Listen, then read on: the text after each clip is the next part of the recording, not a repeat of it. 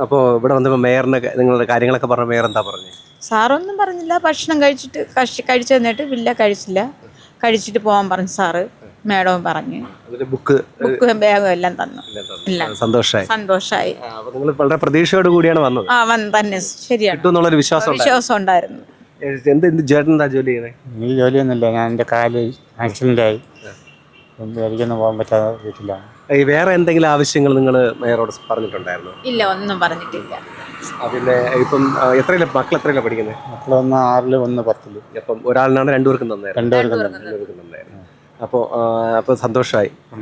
ശരി, നമ്മുടെ ഇപ്പോൾ ഒരാൾ നിങ്ങൾ എല്ലാം അറിയുന്നുണ്ടല്ലോ, ഈ മേയറിനെ കുറിച്ച് എന്താ അഭിപ്രായം? ഇപ്പോൾ വന്ന് കണ്ടെങ്കിലും സാർ നല്ലൊരു മനുഷ്യനാണെന്ന് ബോധ്യമായി. നല്ലൊരു മനുഷ്യനാണ് ആ മേഡവും സാറ്. അവിടെ ഇരുന്നവരെല്ലാവരും ഞങ്ങളുടെ അടുത്ത് മാന്യമായിട്ട് പെരുമാറി, നല്ല സ്നേഹത്തോട് പെരുമാറി, നല്ല മനുഷ്യർ.